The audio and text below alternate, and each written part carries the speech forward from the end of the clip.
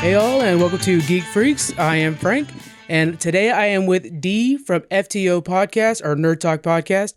How you doing, Dee? I'm all right. Thank you. Before we get too far, can you tell everybody what FTO is about and what you guys do over there?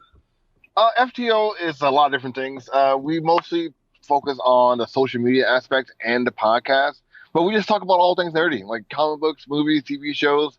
Not as many video games like your podcast usually does, but that's mostly what we focus on. Just like the cool stuff that all like the cool kids are talking about. But Shaz and we're I won't say her age because she hasn't told me, but I'm pushing 40, and I know like she's probably somewhere in that age range too. If she hears this, she's probably gonna kill me. But Yeah. but yeah, we're just a couple older school nerds, still hanging out with the new stuff that's coming out and just talking about all that. Everybody's got that friend growing up that like, oh, this guy read all the Lord of the Rings books, so he knows too much about Lord of the Rings, and you're asking him all the questions. There's that guy that knows the Game of Thrones books. Well, D is my comic book guy, so if you guys needed something about comic books, you just ask D or FTO, and they'll answer the questions. That's what's great about it. So I will say this though, I am forgetting more stuff than I learned. So just like the older I get, the more stuff that slips away. But I can still help you out if you have any questions. Well, I mean, that's not just an age thing. It's just we have so much of an abundance now. Damn you! In the 90s, like one Superman comic book would come out and change the world, and now it's like you can't keep up with the news. It's just too much stuff. Facts. Yeah. All right, so we're gonna start off today's podcast with 5 questions out of the Geek Box. These are random geek questions that are gonna get people more familiar with you. All right, let's go ahead and pull out our first one and see what it is. I don't know what these are, but here we go. Did Dumbledore treat Harry Potter fairly? I think he treated Harry Potter a little too fairly, to be honest with you. Mm-hmm. I feel like, and the reason why I say that is because he gave Harry to his adoptive family. He looked over him his entire childhood. He let Harry pass on the shit that he probably shouldn't let him pass on. For sure. Yeah. It happened a lot in that series. Yeah, I do think he actually kind of let him get away with too many things. But I could see where they'd be like, yeah, he also kind of looked over him more than the other kids. I don't know, but I think he could have had a little bit more discipline. Just a bit. All right, next up, what would you order at the Leaky Cauldron? Oh, these are all Harry Potter ones. My knowledge in Potterverse is not as extensive as I would want it to be, so it'd probably be like some candy, because I know like the Leaky Cauldron is mostly just drinks and things like that, but one of those weird candies they have inside that world, probably what I'll go for. Yeah, I think they got like a butter beer that's supposed to be real good. Yes, the butter beer. There you go. All right, next up, which spaceship is the best in battle? It's the U.S. NC-17. Like it's not NC-17, but I can't believe I just said that. That's a movie rating. The Star Trek ship, Enterprise. Yeah, Enterprise. Yeah, Enterprise. D or E or C. All the Enterprise, it's always the flagship ship. So at that point in time, it's the best Star Trek ship. Period. Like I could say a Romulan ship instead of like the Borg cube, but no, it's the Enterprise. Even as I'm a Voyager loyalist, but I have to admit, like they're obviously putting the money behind Enterprise first, if money existed. So I'd have to say them. Although I am a big Borg fan, so I'm pretty sure Borg would hold their own. But, are you watching a new series, the Picard series? We are. We're actually doing a review. I have to edit that next. We're doing reviews every week for the every episode. I've only watched the first episode. Like I select a Borg ship that looks like the Vulcans were creating. Romulans. Was it the Romulans? Yeah. It's an old Borg cube that the Romulans are like scrapping for parts, basically. They're gonna mess everything up, because that's what the Romulans do. It feels like that's about to happen. Yeah. That's what the Romulans do, man. They just mess stuff up. Yeah, I've never trusted them. Even since like Nemesis was a real good example of like how Romulans do business, and just don't trust them, man. Period. Yeah. All right, next up, what are the qualities of your perfect dragon companion? After watching Witcher, the Gold Dragon, he'll just be a cool dude to go on adventures with. Like you can just transform into humans. Let's do something, man. I get into good-looking ladies too, right? I'm not hating. I get into a jam, like let's just like fly me out of this bitch, dude. Come on, let's get out of here. Yeah, he was awesome. He just seemed like a cool guy to hang out with, and like, oh yeah, and he's an awesome dragon too. That's neat. Right? I'll take it. Did not see that coming. I gotta agree with you. That's perfect. I got sad when he died. Like, oh geez, like he just dead now. That's it. Like, go away, he's a dragon. Yeah, I know, man. I was same thing. I was really hoping he was going to be a future character. I haven't played the games because I can't stand the games, but this show has been amazing. And I was just like, come on, I hope this guy's a main character. And I'm learning like what main characters are, and he's not one of them. So it sucked. Still though, like he has to come back for the second season. Has to come back. I'm hoping something will happen. I mean, he's too awesome. And he has a kid. Like he has an egg kid. Spoilers. Sorry. Yeah. Yeah. Oh yeah. Well, if they haven't seen Witcher yet, you guys are way behind. So yeah, I'm on episode 7 now. So yeah. So this is your first time. So just so you guys know, Dee's doing a, what would you call that? Like a watch along? I call them episodes, but pretty much a watch along. Yeah, like if you haven't or have watched episodes of Witcher, you can listen to the episodes that I've been doing and watch along with me in my podcast. I think after I'm done with Witcher, I'm gonna do the Hellboy movie, and after that, Nice. I'm gonna go back to the Boys TV show because I haven't finished that, and the second season coming out soon. So yeah, so you guys check that out. If you haven't watched Witcher yet, it's a good way to watch it. It's hard to say. Yeah, take that all right, part down fast. My goodness. All right. Our last one, phasers or lightsabers? Which one wins? It has to be lightsaber. Like I love the Star Trek world, but the lightsaber can just like ping them off left and right. Yeah. I think the phasers are more accurate than the normal blasters in a Star Wars universe, but they seem slower too, Yeah. which Like- is just giving the lightsaber more time. I don't think they're made for for heavy duty combat. I think they're just made for defense. Yeah. And where lightsaber, is very versatile on everything that it does. So yeah. I don't think any blaster in the Star Wars universe I've ever seen says stun. Like, no, they're all set to kill. and the lightsaber does just fine in that world. But So, I will say, like, the phaser does have like a disintegrate. It does that. So maybe it could disintegrate the lightsaber itself. I don't know. That'd be an interesting fight. But I Yeah. just think the speed alone and stuff like that. Yep. And then another thing too is phasers have like a long beam. So like, how well does that beam off? Is it reflecting like a mirror? And like, could it like take like I forget like the force one thing that the lightsaber can't penetrate. If it had like the same kind of effect with the phaser, I don't know. Yeah. This is the kind of thing that'll keep you up at night. It thinking will. about this. If you're a nerd, hell yeah. Let me call Neil deGrasse Tyson or something like that. He'll know. Oh, he'll know. He knows all this stuff. Yeah. Yeah. He got I love notes, that all the guy. notebooks at home, all this. Yeah. Yeah. All right, so let's go ahead and get some news things here. The big one is the bat suit. I wanted to get your opinion on the original bat suit reveal, but then right before recording, we got some new bat suit reveals. They're all on our website, so you guys can see them there. Okay, what are your opinions seeing this nice, colorful bat suit? I will say, like a lot of people said, like there's like these long pins in his arm, and I don't Yeah. know what these pins are. And that's a little weird. Hopefully, just test footage because that's a stuntman in the suit. But the way the suit looks, period, I like it. A lot of Yeah. folks talk about the ears being a little long. Like I don't mind that. It makes me think about Purple Gloves Batman and shit like Mhm. that. So, but all in all, like I like the logo. I like the hockey guard pads. I like all of it. All of it's nice to me. I love all of it. This feels like a very early Batman, him just figuring things out. Now, Right. the things on his wrist, I almost thought they were kind of like little dart launchers or something like that, Could be because like could be something that shoots out of his arm, like kind of how Black Widow has. Yeah. Yeah, or like Huntress. Because I'm thinking, like, if you're an early Batman and you're trying to find a way to not kill people, but you're trying to stun them or get past them, you would probably just off the top of your head go with darts. Now we know of other things, but this is probably early Batman when he's not as adept to that kind of fighting style. And no So, battery. yeah, okay, just use trank darts, That's not a bad idea. I like that. So, yeah, I'm interested to see what that'd be. What about his bike? What do you think about the new bike cycle? It looks like it's really sleek. Like it's really sleek and muscular at the same time. Like it's really damn fast. Like I'm really excited to see what this does. It's not like Dark Knight's motorcycle where like it's kind of like No. really slender, kind of like agile. Like his bike doesn't look this way. Like it's very meaty. Like if someone gets in front of it, they will probably get hurt. And I like that. It kind of reminds me of, it's like a black version of the old Batgirl cycle from like the early Adam West Batmans. Because it has like Yeah, the bat symbol in the front. Yeah.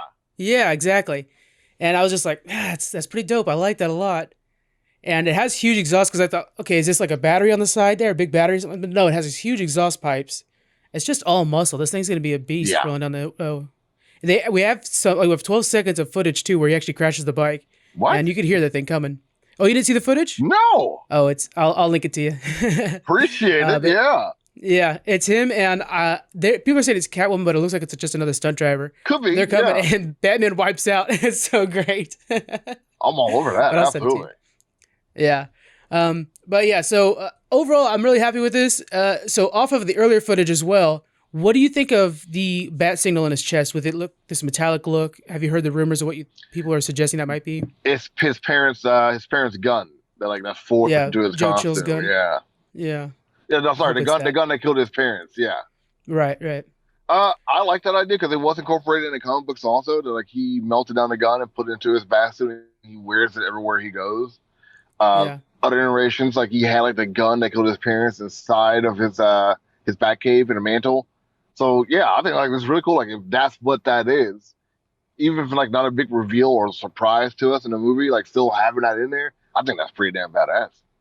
Yeah, I like the idea of him always bringing it with him. Something to kind of like remind him of his parents, something like that. It's always good to have that on hand. Exactly. It really harkens to this broken man who's trying to avenge his parents more. And I think like with Ben Affleck's version, other than the Martha moment, we didn't see much of that. He was already kind of past his prime. He wasn't hurting from his parents. This version of Batman, you could tell, is still hurting from his parents' loss. I mean, that's one way to look at it. The other way to look at it is a lot of folks were annoyed by all the origins being retold over and over again. So they didn't want to see like the origin story told to us. So they didn't get like any kind of interaction with that. But I hear what you're saying. We didn't get to see that with Ben Affleck. And I was not a big Affleck fan from the get, right off the jump. Yeah. And after watching it, I still didn't like Ben Affleck. But I wouldn't mind seeing like his interactions as young Bruce with his parents, or him like actually grieving over his parents' loss, especially it being like X amount of years that he's been Batman. That would have been interesting to see, but we didn't get that. That's my key there is not so much seeing the whole, them getting shot in the alleyway. No, I just wanted to see a Batman that was still affected by that in the same way. When Ben Affleck, maybe it's just his acting chops or something like that, I didn't feel like he was being affected by his parents' death the same way you do, like Batman Begins or something like that, or even Michael Keaton at some moments. It just feels like I'm excited to see a Batman who's still struggling with that, Which would have been like, probably would have helped us out in that story. But like, I feel when it comes back to the Matt Reeves Batman that's coming out soon, I feel like they're going to take an approach from the Joker and make it more about mental illness with this character and go from there. Which I like that idea. I like the idea of it being grounded and stuff like that. Right. Yeah. What do you think of the popped collar he's got going on? It's a little ridiculous, but if it works, it works. Yeah. I'm not for trying neck to, protection. I guess maybe like it's just style. Hopefully, like everything about this costume, unlike what they did with Batman Begins, like they showed us the costume, they talked about some parts of it, but hopefully they can make jokes about the costume while it's being made and talk about what the hell is going on with everything inside. Like from like the possible gun and the back logo to the ears being as long as they are, even like the collar and like the smaller cape. Like I'm really just interested in hearing all of this, and hopefully they talk about Superman inside this universe. Oh, that'd be pretty great. Yeah. I'm getting a real kind of like it's cobbled together vibe. It's again early Batman, so yeah, I think it'll definitely change over time. And also, if the Flashpoint Flash movie that's going to be happening, apparently like they confirmed it's going to be a Flashpoint story. Hopefully they switch it out so like that the Bruce of that universe is gone, and this Bruce is going to take that spot. I'm already happy about that. All we have is a couple images. Yeah. Right. I've been really wanting to see the Jeffrey D. Morgan version of Thomas Wayne, dude, being that Batman, which is just one of my favorite iterations of Batman. Can you imagine him in a bat suit? He's got the build for it. Yeah. He actually could have been the Ben Affleck Batman if they wanted to. Probably would have been a lot cheaper, and that personality would just. That's the big thing with Batman is everybody's like, well, why do you have to have a famous person? It's because you have to kind of have the personality shine through the heavy cowl. Yes. And in Superman, you want the other way around. You don't necessarily want the personality to overtake the Superman image. Exactly. So Jeffrey D. Morgan is perfect for that because, his personality just pours right out of it. It would be perfect. He knows how to put a little bit of himself, and like himself, from what I've seen, is very charismatic, very very welcoming, even when he's playing like hardcore antagonists. So I hear exactly what you're saying. Yeah. Yeah. All right. Anything else you want to get out there before we move on from the Batsuit? Just be good. Just please Yes. be a good movie. Take your time, guys. We Please. just want a good movie. And like keep hyping us. Like I usually, Yeah. I don't know sure if I said this on your show, but I know I said it on mine. I do not care for hype. Hype really bothers me. I don't really care for much of the MCU films. A lot of the DC films I don't really care for either. But I'm really getting hyped up about this. Like I really want this to be good. Yeah, I'm excited for this as well. All right, moving on to Marvel. They're bringing in these dark variants coming this May. I know you've had a chance to check these out. What do you think of Marvel doing this? I've heard a lot of people complaining, like, oh, it's copying and stuff like that, doing the Batman Who Laughs kind of idea. But what is your opinion on this? Dude, that's comics. Like people complaining about this. I'm more of a DC stan than a Marvel stan, and like if you know comic books, you know that most of the characters that we see nowadays are copied from the DC proper characters. Like a Vision is pretty much Martian Manhunter. And Daredevil's costume was taken from Batman. Even like part of his character was taken from Batman. Captain America is pretty much like like a messed up, washed around Superman with a shield. Yeah, like it's like Hawkman is really Green Arrow. Like a lot of these characters are all just mixed up from like mostly DC characters, but the stories that you see are taken from each other. Like I was talking to you before about Deceased. Like Deceased, the new DC story about like all like the DC characters are infected with the zombie type virus. That's Marvel Zombies. Yeah. So if they want to take a page from Marvel Dark Knights, and like by all means, like have fun, as long as it's good. Yeah.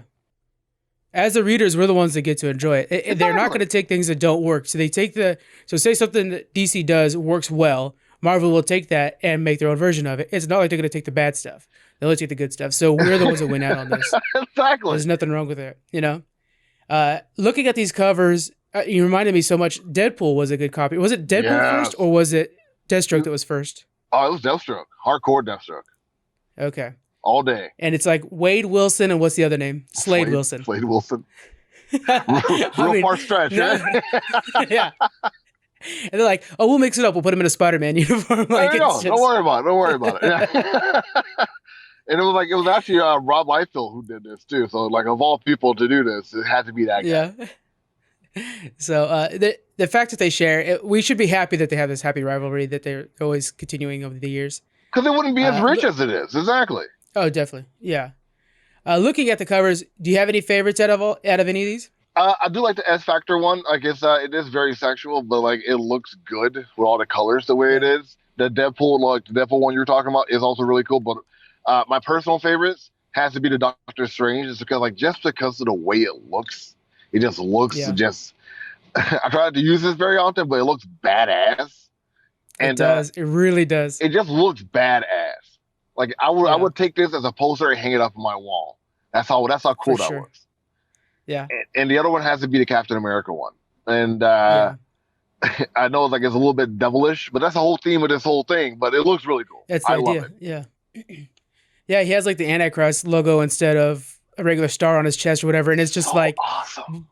But he still has like the regular star. Like it's just upside down on his shield. It's a trip. It just looks really good. It's really well thought out. The armor looks like he's straight out of hell. Yes. It looks really cool. He looks kind like a medieval a knight of hell. Yeah. Yeah. Yeah. Which, I mean, he's got a shield. It's expected. Like, that's perfect. My personal favorite's the Doctor Doom one. He looks like he's like a gargoyle, some sort of metallic gargoyle. And with a mace and everything like that. He looks awesome. And he still has, I mean, you can still tell that's Doctor Doom, which I think is a character from Marvel that does not get enough love. So I'm really excited to see that coming up. He gets a lot of appearances, but not much love. I agree with you.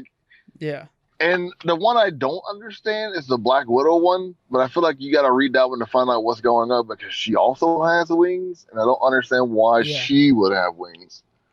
Doctor Doom, I get because number 2 as well, so it's pretty early. Yeah. Well, so I guess it's whatever. Yeah. Yeah, even the Power Pack one looks fun, but I don't really know why it would be that. It's just one of those things. Yeah. And that's when I saw these two. One of the things that came to my mind is like early version of me would collect comic books based on their covers and how cool they looked. Second. And when I saw these, I was like, I actually want to collect them all. Like that's something that I haven't. Like normally now when I buy a comic book, it's because I really want a good story or it's continuation of a story I've been into so far. These are just like I just want all these because they look neat. I mean, why would I not buy these? I mean, like that's totally kind of what they're doing anyway. So why not just like do what they want? Yeah, exactly. Okay, moving on to our next thing here. The big thing we're going to be talking about is our top 5 comic book adaptations. We'll go from 5 to 1, say what it is, and then kind of explain why, and then we'll just kind of discuss how much we like them and stuff like that. If there's something that one of us says that the other one has on their list, we'll interject to say like that's my number 2 or whatever, and then we just get to both enjoy the fun. Cool. So we'll start with you. What is your number 5 comic book adaptation? I'm gonna get a lot of hate for this, and I know I'm gonna get a lot of hate for this, but I watched it a lot. It's Spirit. The Spirit. Okay. Yeah. No, I know. Yeah. The Will Eisner character. It has Samuel L. Jackson inside of it. It was so cheesy. Had all like that blue screen in the background, and it was just so lame that I just love watching it, and I watched it multiple times when it came out. No one else that I knew liked this movie, but for some reason, maybe because it was just Sam Jackson in it, I loved it. It was just so over the top. Yeah, I remember it being too cheesy for me to watch. Really, when it first came out, I was kind of like, that's all right. I can pass on this one, But I think I might have to go back and check it out. If you watch it like you watch John Carter, like it'll be fun. Okay, that's it. Oh, that is a good one to put it up against. When you're just like, John Carter, a masterpiece of okay CGI. There you go. My number 5 is going to be Black Panther, the 2018 movie. I really like this one because when Ryan Coogler got this project, I was like, dude, how are you going to do this? This is kind of a new character for a lot of the mainstream, fans of MCU. But the and you're introducing a continent, continent that hasn't been really touched a lot by Western media. And so I was like, how are you going to do this? And I mean, he got us all falling in love with Wakanda. Yeah. And that's one of my favorite parts about Black Panther is it is about Black Panther himself and T'Challa, but it's so much about Wakanda. And it got you into it. Everybody afterwards was like, Wakanda forever, and you got into it. You're all hyped about it. Everything was about this. I liked how they had the different accents, and then when you like looked behind why they did that, it's like, oh, that makes sense. And Chadwick Boseman, I think he did a really good job of bringing back Captain America. He's changed over the years, but the early Captain America, in the MCU, was all about this valor, and we kind of had lost that a little bit as he's kind of getting used to nowadays, the technology and stuff. Right. T'Challa brought that back. He is valor. He's protecting his people. It's his people first, and he even goes against his father and his ancestors when he sees what's actually right. And it's just like, man, that is a hero. And so it may not be 100% to the comic books. There's a lot of things I hear complaints about that way, but I feel like in the spirit of a superhero, Black Panther nailed it. Everything you said that was positive about this, I loved. But but what I'm going to say is also controversial, and like, it was a good movie. I want to say that it was a good movie. Yeah. It deserved all the praise that it gets. Everything you talked about, how people loved it, and like the Wakanda thing, like changed how people see like characters or Black characters or like the African continent, like all together. The movie was Civil War, but with Black Panther. That's what bothered me the most about that film. I could see that. That's why like I can't put it on like on the top 5 lists. And I know I'm a Black dude, and I'm saying this like, again, it's not a bad movie. Well, no, and it, but even beyond like race or anything like that, you just got to look at the story wise. And I liked how it brought back a character that we can like follow as like he's just a good guy. And that's the part that kind of really. And then Wakanda was something that was like, man, that's really a whole new area. That's why I was concerned about how will he do. I never thought of it like the way you put it, though. Yeah, and the same thing the way you put it. I didn't think about it being a retread of Civil War. So we're learning things here left and right. Like I never thought about like all these people are really like, there's a big majority saying Wakanda forever. Like that was a big thing for a very long time. Even like airports had Wakanda like flight trips going on. Like I never thought about like how big that is. Yeah. And it's just something for a Western audience, just like with like, The Wheel of Time is a book series being adapted into a TV series now pretty soon. A lot of people are excited for it because it's based off of Eastern feudalism and stuff like that. Like, and it's a whole different era that we always see like King Arthur's court and stuff like that. Right. It's a whole thing that we haven't been exposed to. And I just love that because it's taking some of the tropes I like and adding tropes I didn't know I would like yet. And, you fall in love. That's not bad. I like that. I like the way you put that. You really made me think there for a second. That rarely happens, man. Yeah. What do you got for number 4? Number 4 is gonna be Wanted. Oh, okay. Ooh, man, when that came out, I was excited as a kid. Yeah. You didn't like that movie? Like now? No, I liked it a lot. No, well, now, I mean, I'll give it a solid, good movie, but I haven't read the comics at all. And so I was just like, yeah, Angelina Jolie, she's cool, and I like how they bend the bullets. But it's limited for me. None of that is in the comic. None. Oh my God. Like they bend the bullets in the comic book, but like that's not the main premise of the comic book. So like a lot of stuff that's in the comic book, pretty much everyone in that world has superpowers, and there's this organization of assassins inside of it, but it doesn't play out the way it plays out in the movie. Like the movie and comic book are two separate things. Oh, okay. So if you read the comic book and like you want it to be like the movie, yeah, you're gonna be missing out. That's why reasons like that is why I stopped reading comic books or reading books before I see the movie or the TV show, is because like it lets me down. Yeah, so much of the movie is basically around this whole bending the bullets thing. Yeah. It seemed like it was the whole point of the comic. Just a blip in the comics. That's a trip. That's crazy. That's like making a Green Lantern movie all about how good of a pilot Hal Jordan is. Right?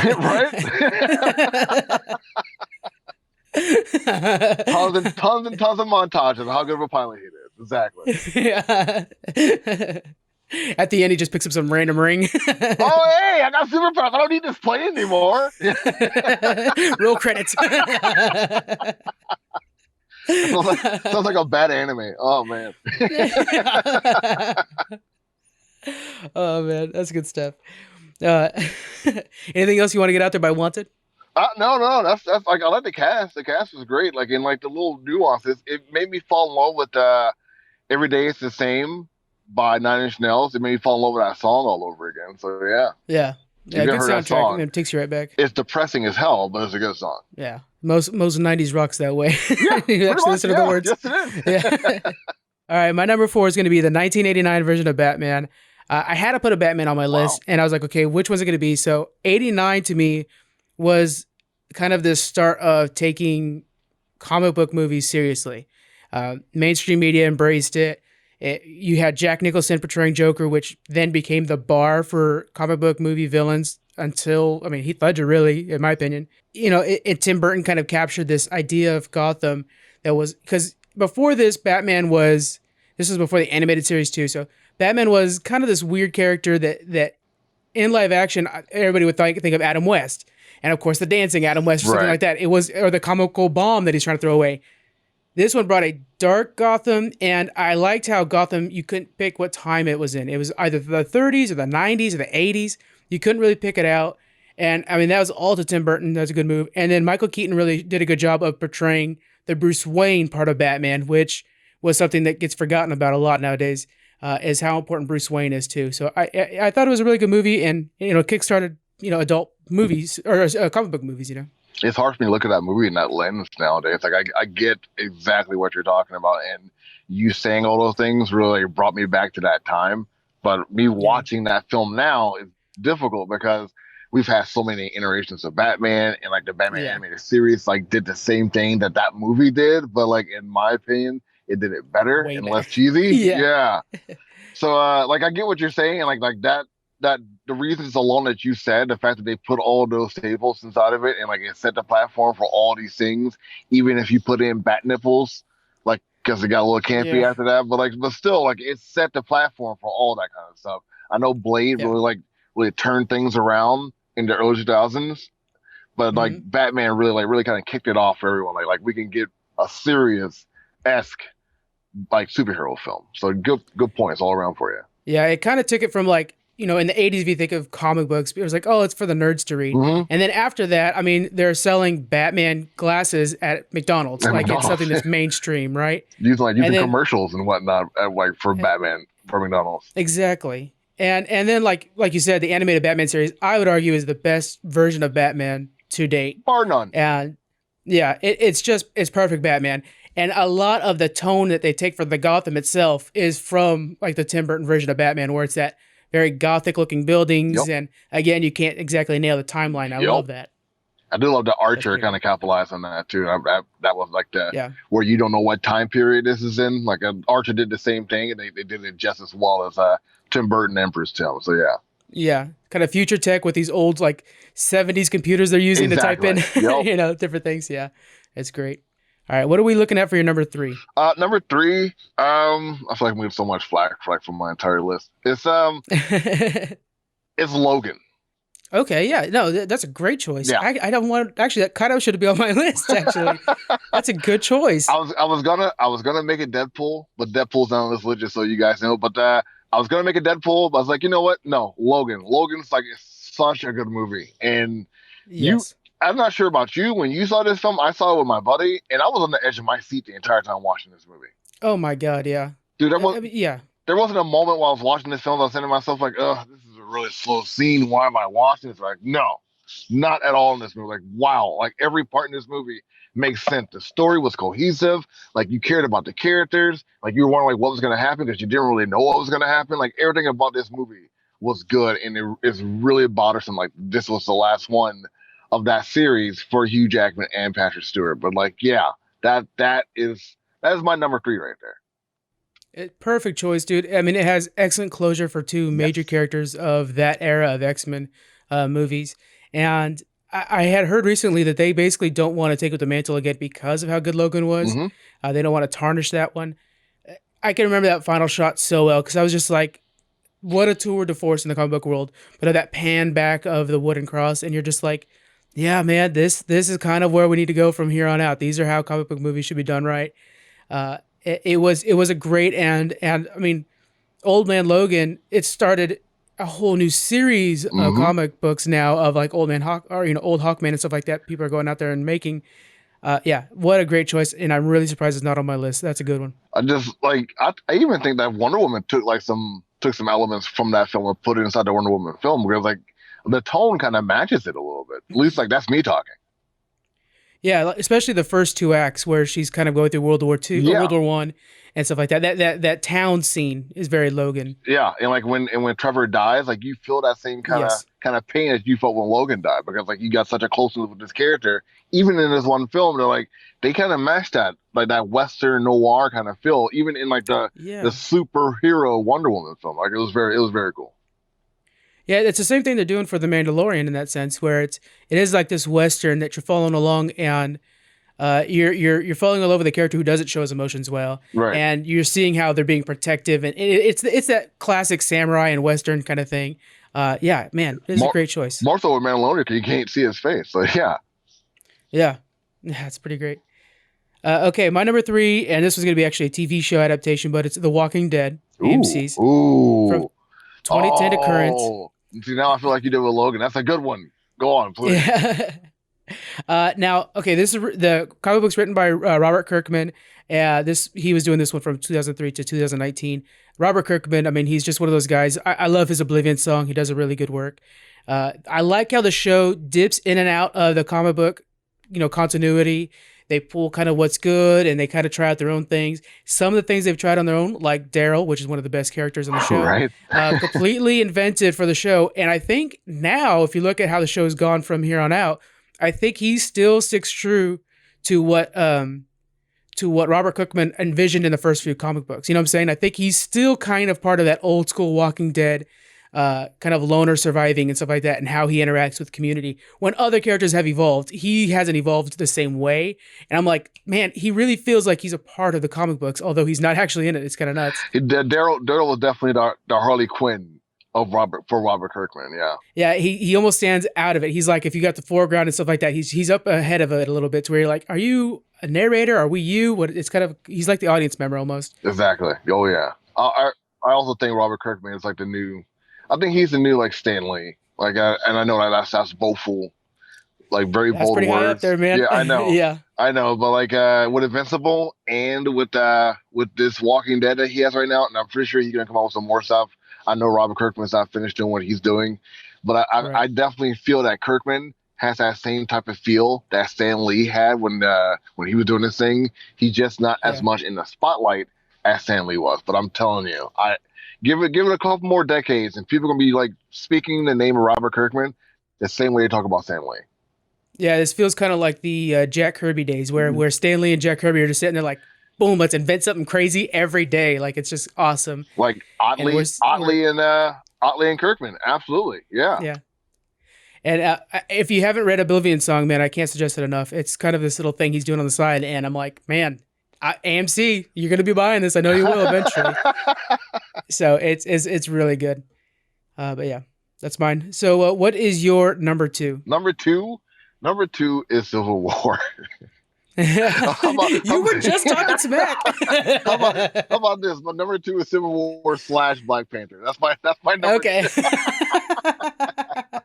Because like I feel like if I'm gonna put another slash, it'll be like Civil War / Black Panther / Thor, because they all have the same kind of story to it. But yeah, that's true. Yeah, they really do, man. Yeah, fighting brothers basically all the way through. Dude, right?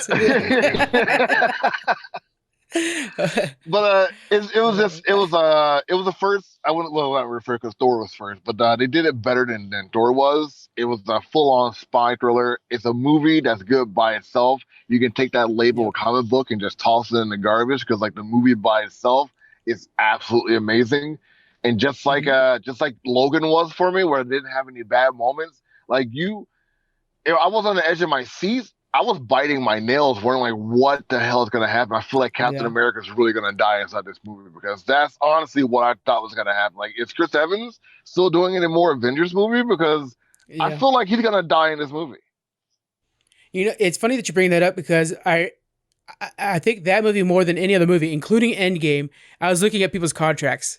You know what I'm saying? And you're trying to figure out like, okay, where's this going to go? Like, we know how the comic book goes. How's this one going to go?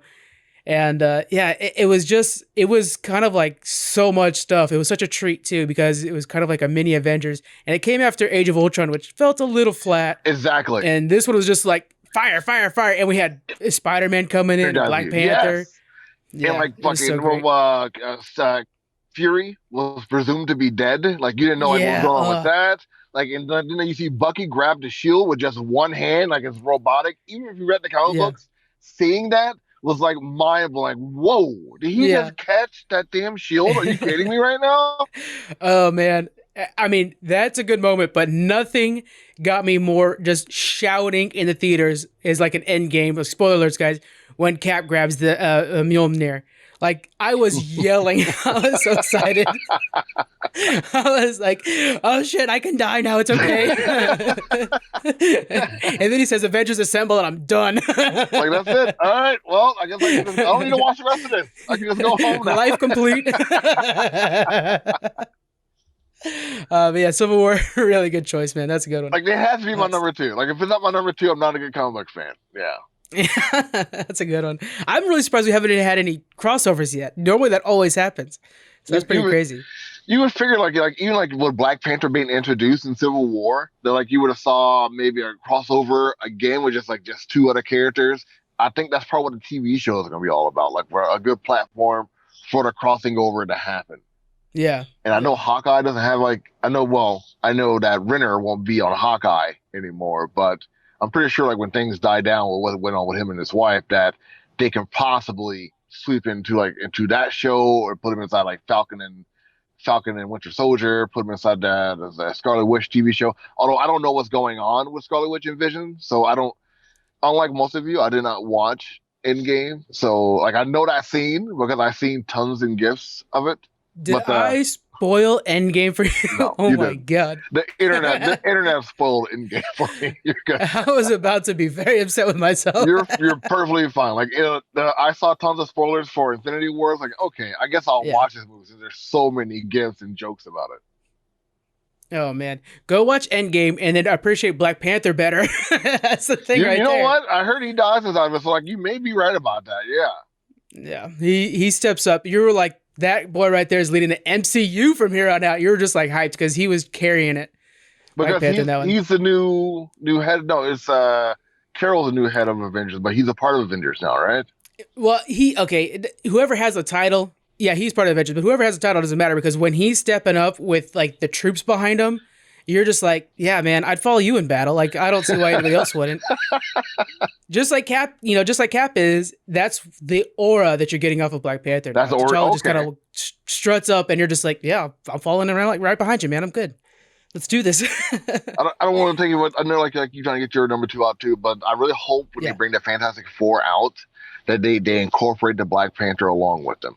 Like that's all I ask, because the Black Panther is kind of synonymous with the Fantastic Four, and I know that you can say the same thing with the Hulk and Wolverine, but I really like, because that's where they started from, like Punisher and Spider-Man, because like that's where they got their first appearances from. Right. But I really like the story of Black Panther and Reed Richards is just an incredible story. I just really hope they incorporate that when time comes. Well, and I'm a big fan of the Illuminati. I hope that at some point we get to that. I know that we have to adjust it. And and get some different castings on, yeah. Yeah, but I really think the Illuminati, I want to see that. So, we need Reed Richards in there. And, I really hope they buy the Avengers Tower. So I'm just, I'm all excited for this. Hopefully we get that coming right away. I was just talking to Squeaks, another guy on our podcast, about that this morning. He's like, hey, man, I think I'm going to start reading Fantastic Four. I'm like, yes, please do. Like, there's nothing wrong with that. But, yeah, they finally have comics now. For it. Yeah. And, after those 2 or 3 years, artwork looks amazing. I haven't read them yet, but the art looks amazing. Yeah. Well, you know about the whole scandal with that Marvel, like the Marvel comic book company said they're going to stop making Fantastic Four comic books because the Fox Marvel company still had the rights to the movies. So, we both know that wasn't Marvel doing that. That was Disney doing that. That was Disney. Yeah, exactly. That was Disney doing that. That was the bank accounts rolling that one out. That was all that. That's all that was. Yeah. You're absolutely correct. Yeah. Okay, so my number 2 is going to be Scott Pilgrim versus the World. Wow. 2010 movie. Yeah, the reason I picked this one, is a lot of these movies I realized I picked because of the directors. This one was directed by Edgar Wright, who did Shaun of the Dead and Hot Fuzz. I love those movies. Ant-Man. Yeah. Oh man, I would love to have seen that. Would have been probably visually this movie. Right. Yeah, because Ant-Man's my last 2. Terrible. Whenever we rank them, I'm just like, okay, Ant-Man's 1 and 2. Okay, who's above that? Yeah. It was a funny movie, but not that good. It's just not. Yeah, I go to see him because of MCU because they've got me, but that's about it. That is another reason. But yeah, so it's visually stunning, and they did something unique in the fact that they used the little. Well, there's a lot of CGI in it. Don't get me wrong, a lot of computer graphics in this, but the way they used them to create this video game. It's like Scott Pilgrim thinks in video games, which I think all of us at some point in our times have done this. And watching this, it almost feels timeless. Like these graphics are going to hold up forever. Like if you were to go watch the T-Rex in Jurassic Park 1, the original one, you're like, man, that thing is dated. I respect it, but it's super dated. And if you were to go watch the Scott Pilgrim graphics 10 years later, they look like they just came out. They're so good. And it's because they try to mimic video game graphics. So they are timeless. We're all retro gamers at one point or another. And I don't know, there's something about it that's just, I remember very well a friend of mine, he texted me one day, I wasn't going to go see it. I was like, I'll wait for it to be out on DVD or something like that. He texted me and he's like, hey man, I don't know how to describe this, but Scott Pilgrim is somehow beautiful and you need to go watch this so we could talk about it. So I did. And I'm like, yeah, man, I can't describe this thing I just saw. It's so neat and it's so wonderful. And yeah, so it captured something like reading a comic book. Like it captured that medium and put it on a movie. And I didn't think that could happen. And it was right in front of me. It's so hard to describe it.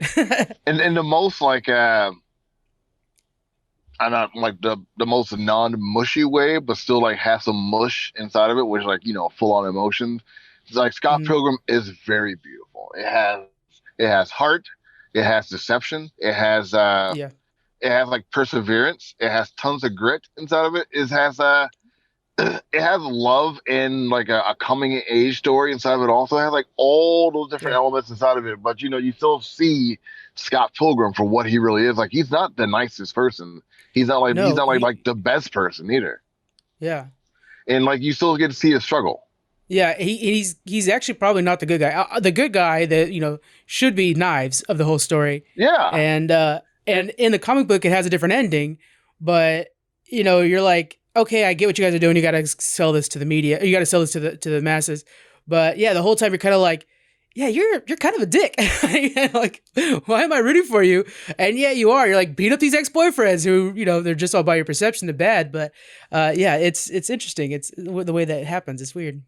And like with the character Nia, like who I really cared about more than anyone. Like Ramona Flowers were cool. She was cool, Yeah. but the fact that like that Scott Pilgrim's essence himself like manipulated and changed Knives as a person, and like it gave her like an awakening about who she wanted to be and how she saw relationships and love. That Mhm. was a cool message for a lot of people to see, and like I really appreciated that. Yeah, especially for like if you try to watch it when you're in high school, when you're going through what Nice is going through, like should I change myself to fit in or to Right. match who I like or something like that. Watch that movie and you kind of like, look, we're all figuring shit out, and it doesn't make sense to any of us. And if you just Knives at the end of it, who's confident and like, look, this is who I am. If you want to be with me, this is who I am. That's who you should be, or act like Ramona the entire time. That too, you know. It's Scott that's the bad guy, and we're rooting for him, of In course. all honesty, yeah. But it's the two leads there, the female leads, that are like those are examples of how you should lead your high school life when you're trying to figure it all out. It's complicated, and yet they find who they are and they just stick with it. And that's the coming of age part too. Like, making mistakes Yeah, and finding out who you are and what you want to do and how you want to see yourself and how you want others to see you. Because it's a little bit of narcissism inside this also from all the characters inside this film. Like even the exes of Ramona Flowers and Scott Pilgrim. Like it was a fun little whirlwind with all these characters and seeing like how they reacted to someone either dating their exes or someone like changing their lives or like the things that like they feel at the time but they can't put into words but they put it into action instead. yeah. It was a fun trip, man. It was a fun trip. Yeah, that's a good way to put it. And the fact that like how you said they're putting it into action. A lot of this movie is Scott Pilgrim not having the words, and so he would almost portray it through action and through the graphics that we saw, the CGI that we saw. And so it was kind of like another way of portraying your emotions. Just like it's almost like that Mortal Kombat fight that they kept doing back and Yeah. forth. It was kind of this running theme. That was, a metaphor to his struggles, and that's why there's the shadow version of him and stuff like that. And the fact that it relates back to comic books and a lot, of course, to video games, and it's just like, how did they mix all these mediums together and relate so perfectly to, I think our generation, where we're like, yeah, okay, I remember so much playing these games, and freaking Wonder Years and stuff like that. These kind of shows, these coming of age stories, they all got mashed together. And It was they really weren't great. tripping over each other. Like they were No, they were oh doing no, all these things like and like you said with action, like I was saying before with action, like it's metaphorical and literal action. Like they are fighting and yes, like it is versus inside this title for a reason because they are fighting, but they're also fighting with the words they don't have, with the music that they play, with all the graphics that you were talking about, and all like the mesh of comic book and video games and other type of nerdoms that they just blend all together and it just works. It just really yeah, works. yeah, yeah. It's one of those movies I think is going to stand the test of time. Oh yeah, it's gonna be a cult favorite. Like how Rocky Horror is. Like a lot of people are gonna be watching Exactly. this thing like in old theaters, like we're quoting the entire words and singing the songs. Absolutely. Yeah, I'll probably be there with him. uh, what do you got in at number one? Oh come on! I mean, like I got a Batman tattoo on my chest, man. Like the number All one. right, here we go. I was hoping you'd have a Batman. I was like, "Where's my Batman at? Come on It's Dark Knight. now." It's the Dark Knight. Okay, I yeah, that's mad respect for that. There's no doubt. My personal I don't really care for Nolan's directing of late. I think he Hmm. let like him being a success get to his head. But Yeah, the Dark Knight is hands down the best movie I have ever seen in my entire life. And I have seen thousands of films. that is high And praise. yeah, like I love this movie. The acting was stellar. The cinematography was amazing. Like it had like six IMAX like shot scenes inside of it. The opening scene with the clowns are robbing the bank and like they all killing each other. People are still copying that in comic books right now. Like that Yeah, whole trope of like the clowns killing each other, like to have one left and like Joker kills the last one. That is still happening in comic books right now. Like they're still copying that. Like the theme that they had the theme pretty much of this movie to me, I'm getting really excited. I know the theme of this movie to me is just is you don't know who you are, you don't know what you have, and you don't know what you trust or what you love until all of it is taken away from you, or you got to make it yeah, a defining decision in your life. And honestly, that decision could be like the best decision you make or the worst decisions you make. And that's what they did the entire time of this movie was make decisions. That's what Joker Yeah. made Batman, made Gordon, made Rachel, made Harvey, made everyone in that movie make a decision about what they wanted to be and who they wanted to be. And yeah, they said it out loud quite a few times, like that's what this is about. But to see it happen and like how the Joker pulls all these little strings for everyone was absolutely breathtaking. Yeah, they and another like level to that is Joker going around with all the plans. Yes. And everybody and he's talking smack about how like, oh, they're planning too much, and yet it comes down to that last decision. It doesn't matter what the plans are, because like with Lucius Fox at the end, putting in the password, then you see what really happens.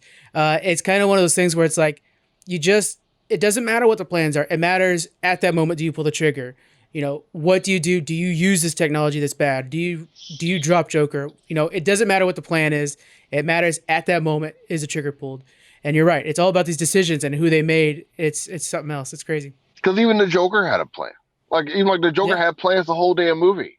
But like he had to. Yeah. Exactly. But he didn't fear the consequences. That was the big. He didn't fear what would happen if I made the choice. Like, okay, so I'm gonna take all this money and I'm gonna burn it, and I'm gonna kidnap all these mobsters. I'm gonna hold doctors hostage.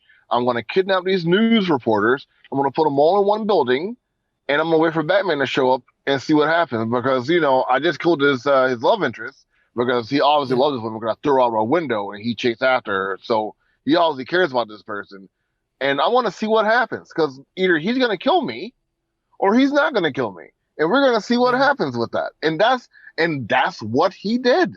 He did all those things. He knew either Batman was going to kill him or Batman wasn't going to kill him. And Batman didn't kill him. And he loved it. Yes. Yeah. I'm not praising the Joker. Just I want to say that clearly. Like I don't do the whole let's praise villains thing. That like I don't have villain toys. I don't buy villain merchandise because I feel like that's toxic in itself. That's just me. That's who I like. If you guys buy villain stuff, like that's all fine and dandy. Just don't buy Hydra because that's literally Nazis. That's Nazis, guys. Just saying. Yeah.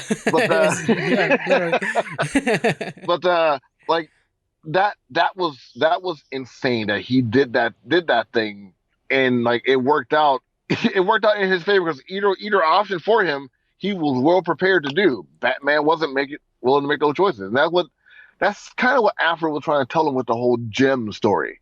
Like the guy who was throwing rubies out, just giving them away to kids and stuff like that. Like, dude, he doesn't care about choices. He did this because he could, and then he did the other thing also because he could. And that's what Batman doesn't do. Batman has rules. He has a set of rules and guidelines he goes by. Joker doesn't. Yeah.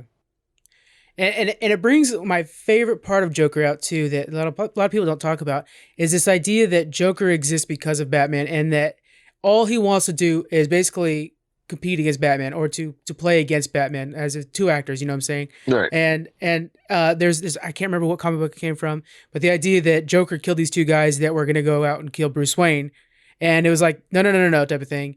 And I love that part of the part about Joker is the idea that he's in it for the game, and it's not necessarily to become the richest mob boss or anything like that. No, he's out there because he just wants to see what happens, and he knows that Batman is the variable, and he wants to see what can, it's not the cops. The cops he knows. It's Batman. He wants to know what's going to happen with Batman. Exactly. And I love that part.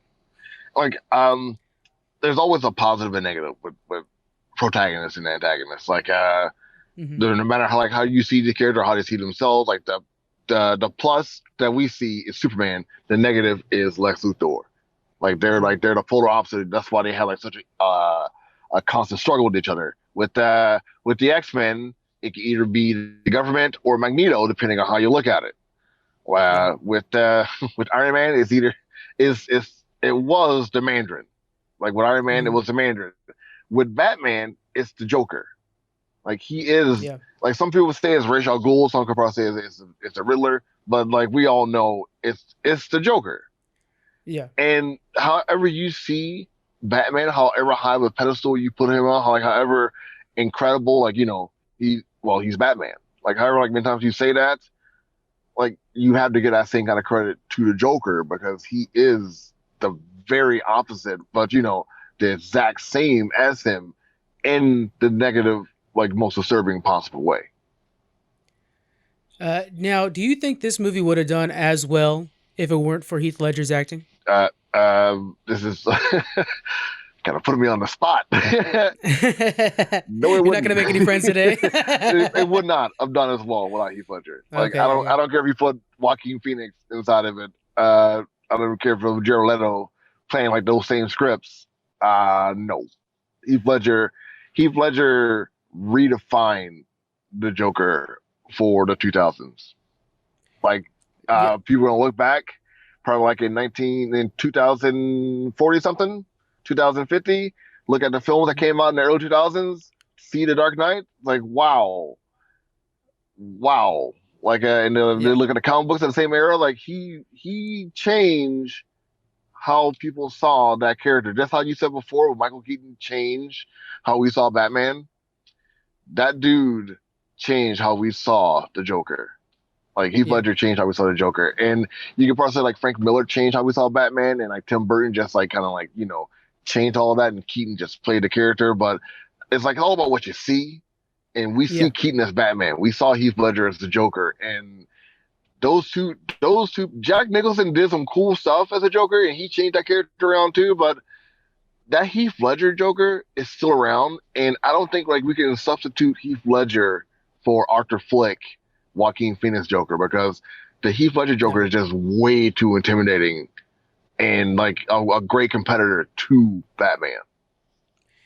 And you had a good point there too, as well, that Heath Ledger changed how Joker is from here on out. Like yes, in the comic books, in the video games, even too, is, the Arkham Knights and stuff like that. It all is based off of that Heath Ledger.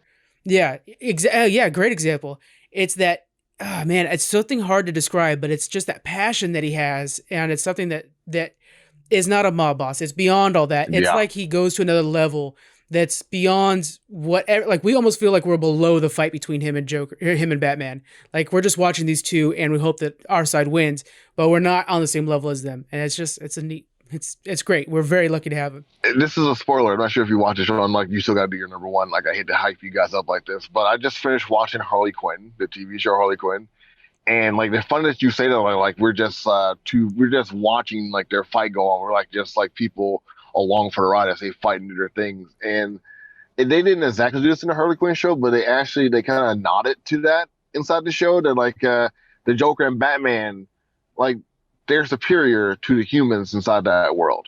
Like they're even more so than Justice League, even more so than all the other like superpower characters in the world, because they got their own thing going on. And as we know from like, tabula rasa, if you fuck with Batman, he will mess you up. And as we learn from Emperor Joker, or the Joker Who Laughs, if you mess with Joker, he will mess you up. Like both of these characters, like I said before, they're opposite of each other, but they're still in the same standing of each other. And if you mess with these characters, they will mess up your day because they can do that. That's all they do. They think about stuff like they're both human. They both have no powers. They both like have like the idea and stuff like that. All I do is think. All I do is have like a way to get out of something, and I don't really care about that. And that's how they see it. You know what just came to the top of my brain here? You don't really see Superman try to pick a fight with Joker. No, you don't. That kind of just came to me, and I'm like, that's a really good testament to Joker. Like, remember Superman's not trying to pick a fight with him. You mess with Joker, he may make you kill your wife and your kid. I forgot about that. Yeah. That's like the inciting incident. Yeah, like, that's right. He doesn't do it. He'll make you do it. Yeah. Oh, man, that is crazy. Man, you got a good number one there. I love this good in-depth conversation about one of the best movies. I actually just watched, so I had my nephew and niece over for a night, and they wanted to watch a movie. I'm like, okay, well, we're watching Batman then, because I was reading Super Sons with a niece. Oh, nice. And so anyways, yeah, I was like, oh, she wants a kid's book. I'm like, I don't have a kid's book, but I got comic books, so we're watching reading Super Sons. Anyway, so like, let's watch Batman so you can see this character that we're pointing at in here. And we're watching Dark Knight because I was like, that's the best one. And we're watching, and it gets like past the bank scene and stuff like that. And they're like, oh, we're bored. We want to watch Peter Rabbit, blah, blah, blah. It's whatever. What? And I'm like, you guys, yeah, I know. I'm like, you guys just saw that was Joker, right? You guys, did you miss that or rewind it? It was Joker that was killed him at the end, right? You guys called that? And they were like, they didn't care. So I need new nephew and nieces. Mine are no good. Either that or like, the Injustice game, like the other video games out there, like jaded them so much and they're like, that doesn't bother them anymore. My goodness, that's crazy. Well, I'm like waiting because my nephew's like, he's like 9 right now. So I'm like, okay, is he ready for Arkham? I don't know if he's ready for Arkham Knights and all those, because that'll sink him in. They haven't watched the animated series yet either. But if they play those Arkham Knight games and like play those Scarecrow levels and stuff like that, oh, you're in. You're locked in. Dude, that terrified me. And I was like in my 20s when I played that game. So I hear you. I realized though, I think you gotta be like in your older teenage years, like to really appreciate the animated series and like the Batman movies. Exactly. Because like that, no offense to like younger folks, but attention spans nowadays are not what they used to be. And I think like you really gotta like get one with yourself and settle down a little bit in your mind, like to actually appreciate stuff like this. Because, and again, this is the old guy talking. When I was younger, I didn't have like all like the stuff that we have like TikTok and streaming networks and all the different channels that you can watch and YouTube. We didn't have all that like when this stuff was coming out. And if we did, it was very limited. So you get like your mind going a million miles a minute. But to watch these movies, like you gotta pay attention to what's happening because every detail matters. It's the nuances too. Like it kind of reminds me of Shawshank Redemption. I could rewatch Shawshank Redemption. Just same thing with Dark Knight. Every time I'll catch something new that I didn't catch before. Just the way somebody looked at somebody else, and you're like, ah, shit, that changes the story really because it changes that character. So it's amazing. And yeah, trying to get a 9-year-old to watch those and be like, did you catch that? It doesn't mean much to him. No, you want to go back to playing your video games? Okay. You guys go play Fortnite, whatever. Oh, goodness. Okay. Going on to my number one, we have Watchmen, the 2009 version. Ooh. Yeah. The reason this is my number... What's that? I almost put it on my list. I almost put that on my list. Yeah, it's got to be up there for me because before this, I didn't read Watchmen. So this was my introductory to Watchmen. Wow. Yeah, and then it's like, oh, okay, well, let me check out this comic book. Oh, okay, it's the comic book. You know what I'm saying? And so Zack Snyder, I got to give him crazy props for trying this, where he actually used panels from the comic books to recreate the movie, and that was his storyboard, was the actual panels. And so if you rewatch the movie, you'll catch a lot of the same shots done over and over again. The very ending has changed, and I understand why it made the ending change. I don't like what it does for Dr. Manhattan's character for the future, but I get it. But man, the faithfulness that it really took. It's funny because it's my number one, but I'm trying to like say it's perfect except for, that's how I'm gonna have to describe this, except for the ending and what it does to Dr. Manhattan, and the fact that it kind of made everybody a little bit too strong to where they're superheroes. And in the comic books, it's very important to understand that only Dr. Manhattan is a superhero. Everybody else is just wearing costumes and can punch good. And like the perfect example is the prison break. In the prison break scene, when you compare the two, the comic book is much more just like, things are going crazy. Okay, let's get in here. It's a kind of a little hectic. And in the movie, it's like, yeah, Batman's punching. You know, that's what Owlman looks like, or Night Owl. But yeah, it was very true to the comic books. And I think he tried to stay truer than I've seen any other comic book adaptation go. You know what I'm saying? I think he really tried to go as close as possible. It was a true adaptation. I agree with you, yeah. I didn't too much care for that movie. Mm-hmm. Like, I respect it for what it was, because all the things that you just said, like, it did copy the movie, like, verbatim. I copied the comic books verbatim. It had a lot of panels from the comic book inside the film. I didn't like the fact that the humans, they were very, like, super powered. Like, they can jump really higher than most people. They can punch a little bit harder than some others. And the nuances in the comic books was not in the movie, but this is like one of the times that I read the comic book immediately before I saw the film, so that could be part of the reason why I feel this way. But yeah, it didn't stick with me the way that I wanted to like this movie. I really I went to the movie like, I'm gonna love this. It's gonna be a lot like the comic book, but like, but better. But like, it was exactly like the comic book, but not as in depth as the comic book was. And I feel like the comic book was more in depth than the movie. Yeah, and just the little things, like the perfect example I always use is in the movie they don't do a good enough job explaining the guy who sells newspapers and the kid reading on next Right. to him. That relationship is so vital in the comic books, and in the movie they don't really capture that. But in the comic books, you're getting this kind of like it's humanity and how we kind of put up with each other and find almost it's like a companionship version of love, They're our and just being avatars. humans next to each other. What's that? They were our avatars in that whole story. Exactly. Like they were us. Yeah. They were like the Harry Potter. Like you know how Harry Potter's the avatar for us when we watch Harry Potter. Like the avatar of Mhm. us was the guy, the newsstand, and the kid reading the comic book. That was us. Like Yeah. living in this world. Like we're supposed to be like these like two small people seeing all this stuff that's happening, and like they were supposed to like show us like all that stuff that's happening, but it didn't translate very well. Like and stuff like that, little nuances like that is what didn't do for me. That and like in the story that Night Owl One told from his book about like the guy at the dealership and his wife and like how he killed himself. Like that was a pivotal moment because that was one of the reasons why he wanted to be a superhero. But like it was after that situation that happened to him, and like that wasn't inside the story. Yeah. Like if you read like Yeah. every inch of that comic book, like you saw that little blurb from like the Night Owl One like book, and that was Right. in there. And under the hood, yeah. Yeah, under the hood, and like Yeah. that wasn't in there. You know, like it was disappointing not to have that in there.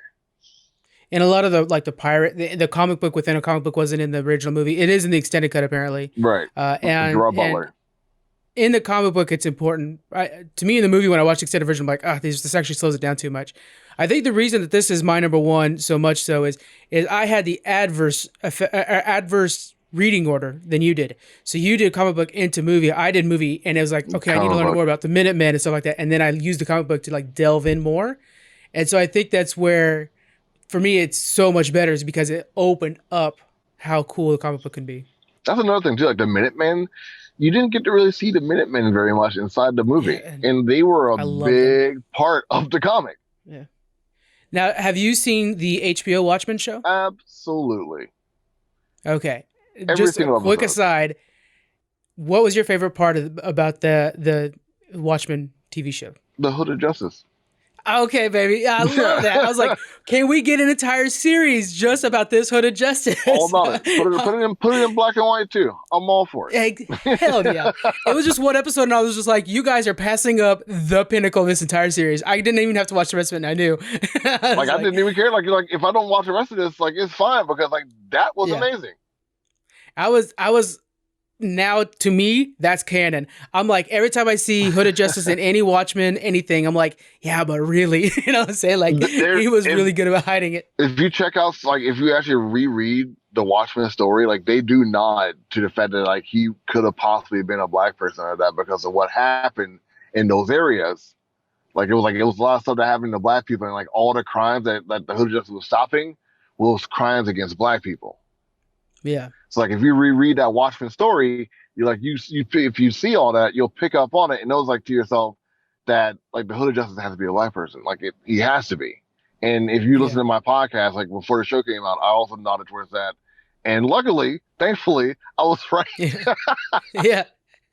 Doesn't that feel good? Yes, it does. Because if I was wrong, I had to delete that episode. Not really,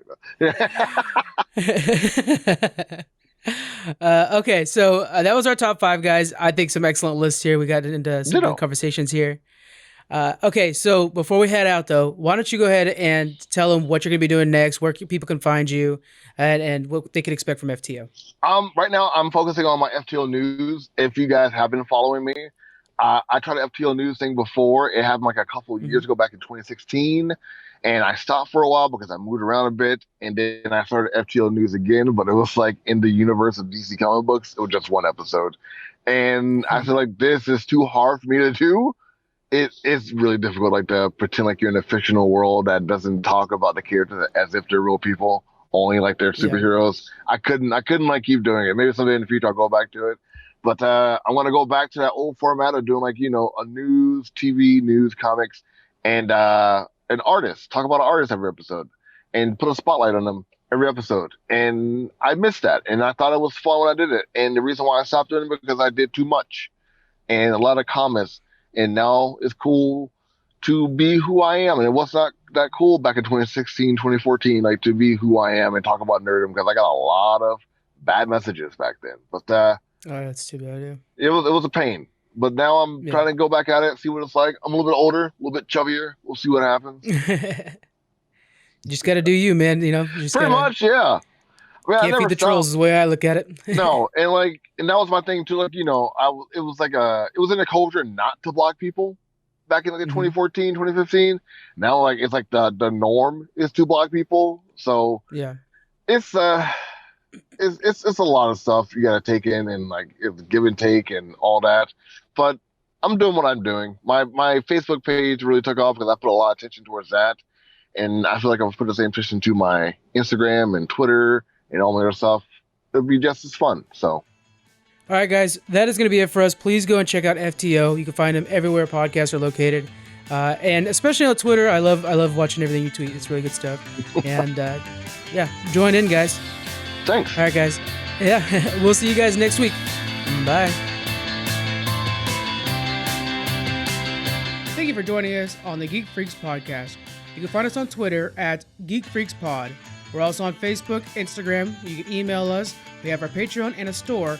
All those links are in the description. Thank you so much for joining us, and we'll see you guys next week.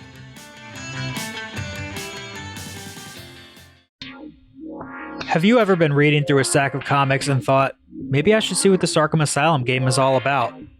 Or been playing Marvel vs. Capcom and felt like you were at a real disadvantage since you didn't know who half the characters were? Well, Play Comics is the show for you. I'm Chris, and each episode we take a look at video games based on comic properties and how well they stick to that source material. So whether you know the comics and want to know how all these games work, or you know the games and want to find out where all this craziness came from, go check out Play Comics at playcomics.com or wherever